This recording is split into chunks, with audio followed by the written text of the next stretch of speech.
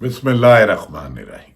अस्सलाम वालेकुम नाज़रीन, मैं हूं हमशरी आरिफ हमीद भट्टी। नाज़रीन, पाकिस्तान आप जानते हैं इस वक्त पाकिस्तान में लाकानूनियत का राज है।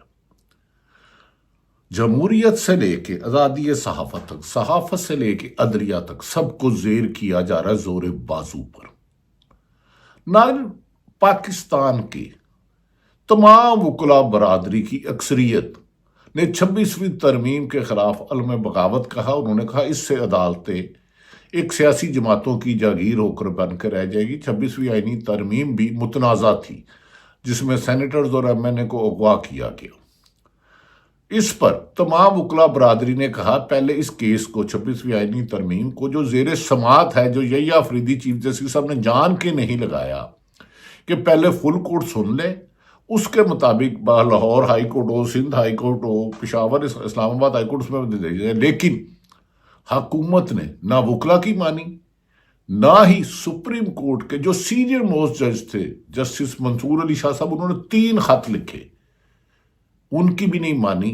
और आज गुज़श्ता रोज गैर आईनी तरीके से, गैर कानूनी तरीके से, धौंस धांधली से नंबर गेम जुडिशल कमीशन ने पूरा करते हुए कि वकला बाहिर हामिद खां, अली अहमद कुर्द, मुनीर मलिक और सीनियर वकला तरीन पाकिस्तान के, जिन्होंने कुर्बानियां दी, जिनका एक वक्त है जदोजहद का, जिन्होंने हमेशा डिक्टेटरों के खिलाफ अलम बगावत किया, क्योंकि उनकी मौजूदगी में वो बाहर एहतजाज कर रहे थे, उन्हें सुप्रीम कोर्ट नहीं जाने दिया। और जुडिशल कमीशन ने सुप्रीम कोर्ट में 6 जज साहब की तैनाती की मंजूरी दे दी, जिस पर जस्टिस मुनीब अख्तर, जस्टिस मंसूर अली शाह ने बाइकाट किया।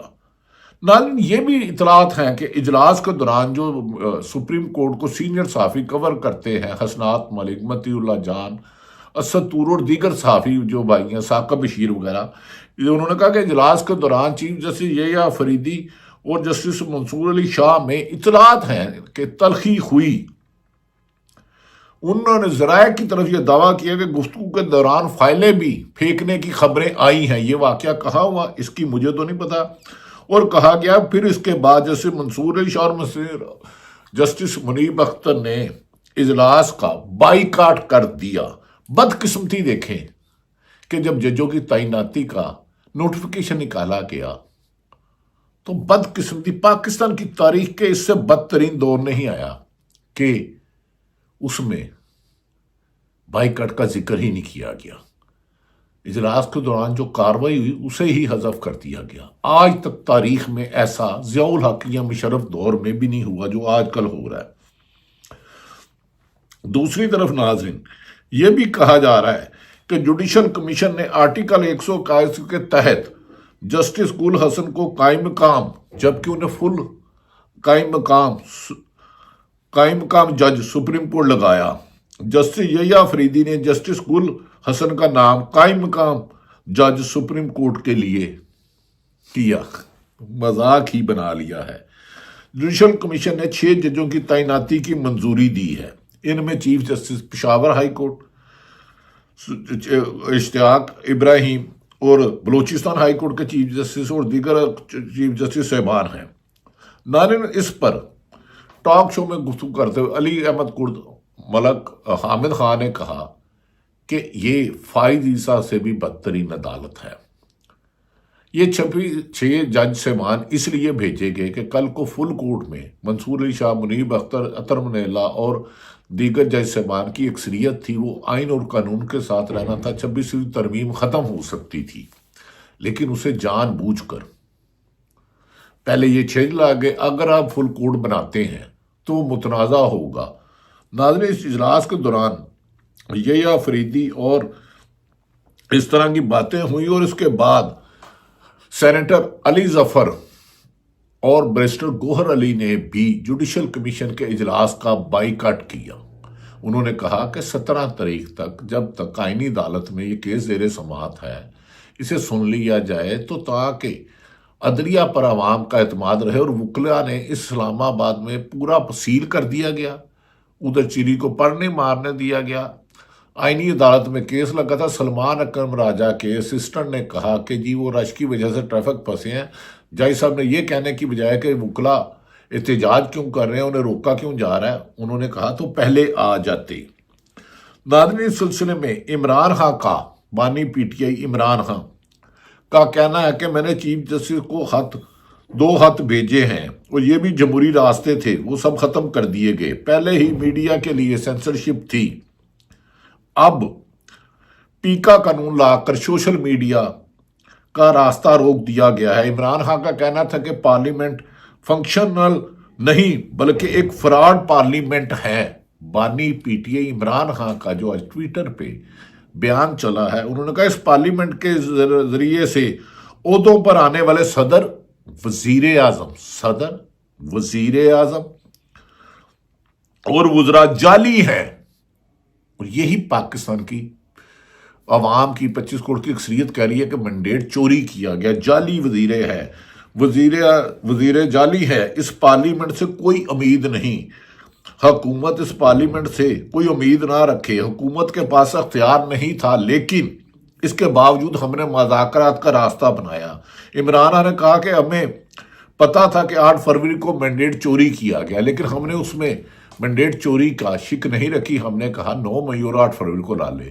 لیکن یہ حکومت ٹائم ویسٹ کر رہی تھی، انہیں پتا تھا کہ جب بھی مذاکرات ہوئے تو چوری کے مال سمیت پکڑا جائے گا، یعنی کہ فارم 47 جعلی فارم ہے اور یہ گرفتار ہو جائیں گے۔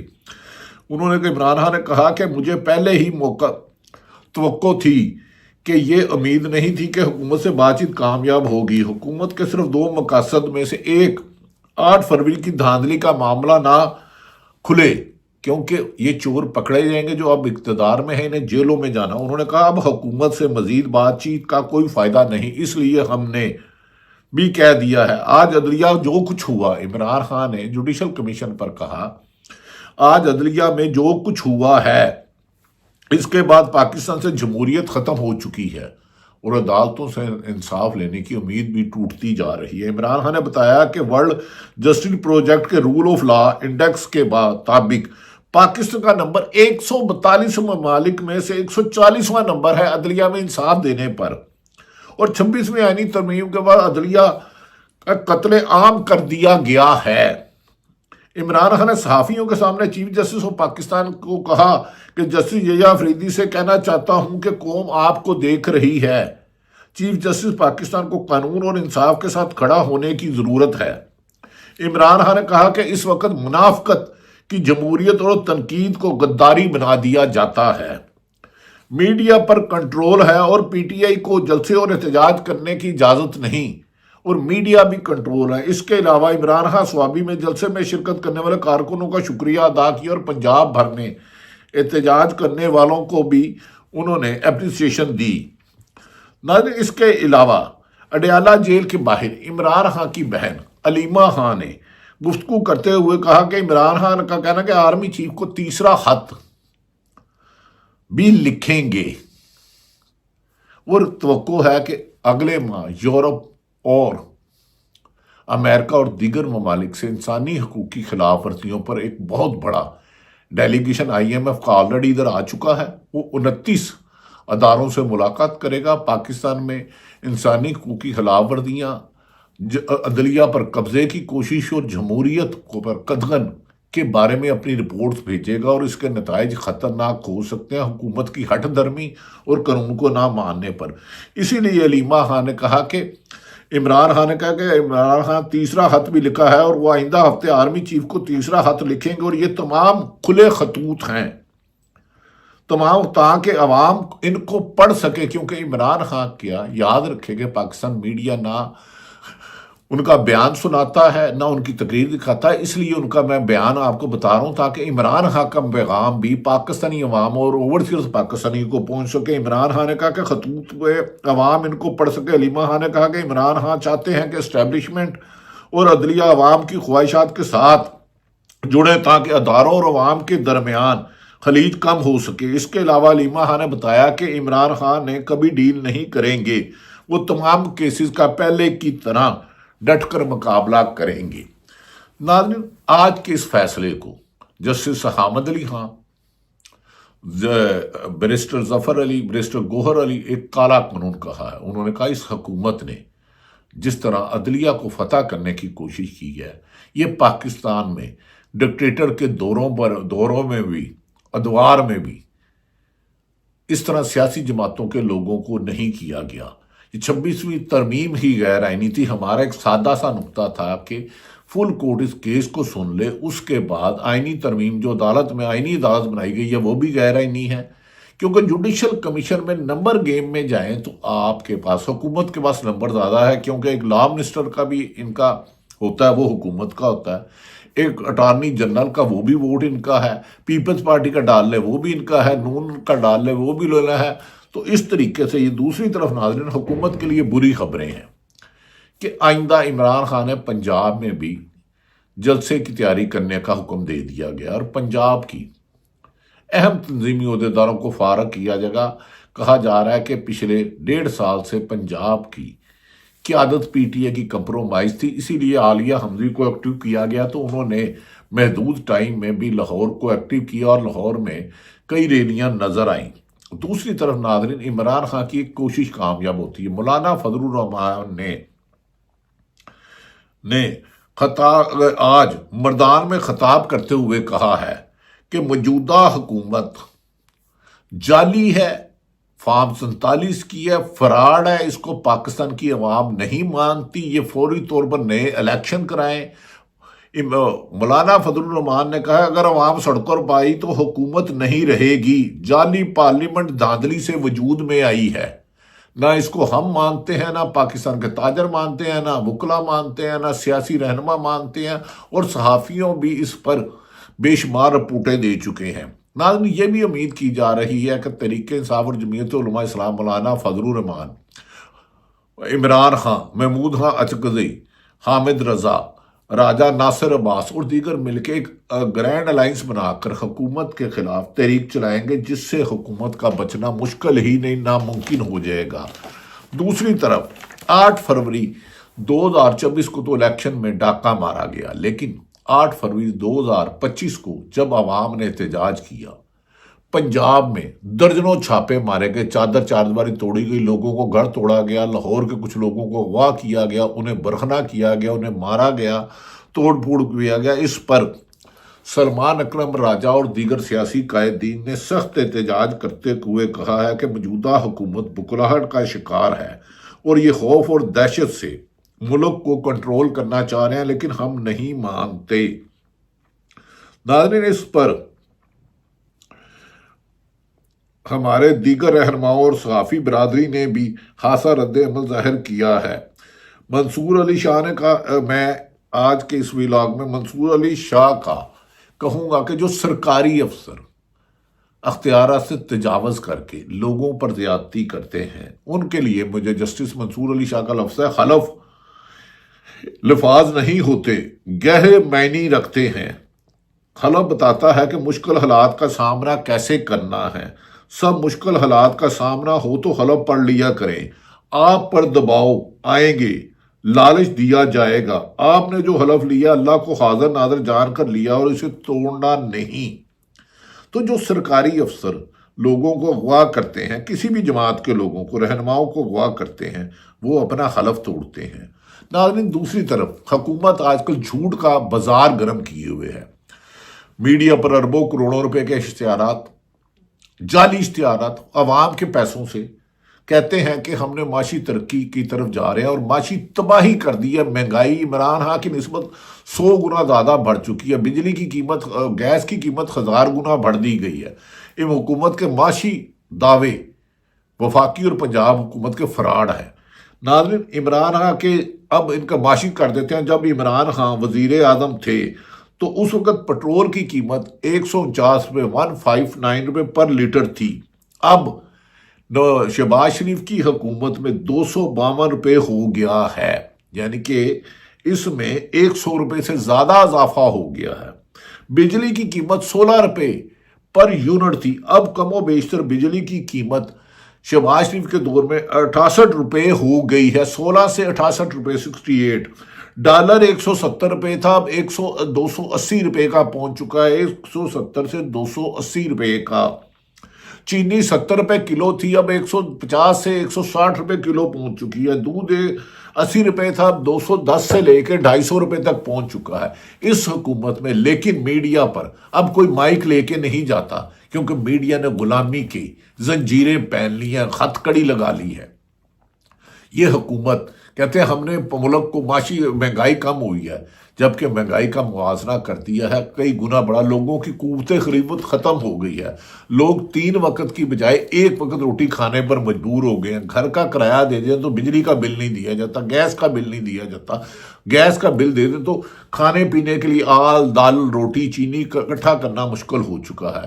حکومت اس وقت IMF کا وفد آیا ہوا ہے، یورپی یونین کا وفد ہو کے گیا، 39 میعاد کو ملے گا، ملک میں وہ جو قانون پر زبردستی ترمیم کی جا رہی ہے، جج مسلط کیے جا رہے ہیں، اس کی بھی رپورٹ جا کے دیں گے۔ اگر IMF اور یورپی یونین کوئی پابندی لگا دیتا تو اس ملک میں تنخواہیں دینا مشکل ہو جائے گا۔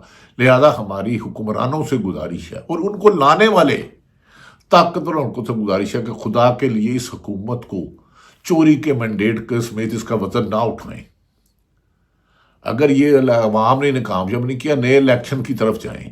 پاکستان ہم سب کا ہے، پاکستان ہر ادارے کا ہے، چاہے وہ پولیٹیشین ہے، تاجر ہے، اسٹیبلشمنٹ ہے، عدلیہ ہے، صحافی ہے، مزدور ہے، کسان ہے، ڈاکٹر ہے، انجینئر ہے، ریڑھی بان ہے، یا کچھ بھی کرتا ہے۔ اس کو بہت زیادہ قربانیوں سے بنایا تھا، خدا کے لیے اس کو نہ کی بھیٹ نہ چڑھائے۔ یہ لوگوں کو اغوا کر کے، ناظرین ہمارے دوست، پیارے دوست، میرے بھائی کاشف عباسی ایئر میں آف دی ریکارڈ پروگرام کرتے تھے، آج انہیں پروگرام نہیں بیٹھے، ہماری اطلاع ہے کہ انہیں زبردستی بیٹھنے نہیں دیا گیا۔ صحافت پر قدغن لگا کر، صحافیوں کو او فیئر کرا کر، نوکریوں سے نکلوا کر تم سمجھتے ہو زیرو کو ہیرو بنا لو گے؟ میری صرف ایک گزارش ہے، آج پیر والے دن، گزشتہ روز پیر والے دن کاشف عباسی کو زبردستی ٹی وی پروگرام پر نہیں کرنے دیا گیا، ان کی جگہ ہمارے دوست پیارے ساتھی ہیروئک نے اس پروگرام میں بیٹھے۔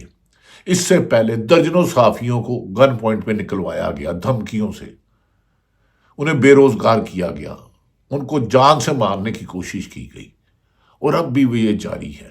عدلیہ بھی فتح کر لی، طاقتور آپ کے ساتھ ہیں، میڈیا کو بھی بے زبان کر دیا، سیاستدانوں کو، عمران خان کو 34 سال قید دے دی۔ کب تک یہ ظلم کرتے رہو گے؟ عوام اپنی جیت آپ کو نہیں دے رہی، اس کے لیے جدوجہد کر رہی ہے۔ یہی نشانی ہے کہ زندہ قوم اپنا حق لینے کے لیے جدوجہد کرتے رہتے ہیں۔ اور یاد رکھ لیں، اگر اس قوم نے جدوجہد جاری رکھی تو فتح اس قوم کی ہوگی، اور چوری کے مینڈیٹ والے جیلوں میں ہوں گے جنہوں نے بھی یہ کام غلط کیا ہے۔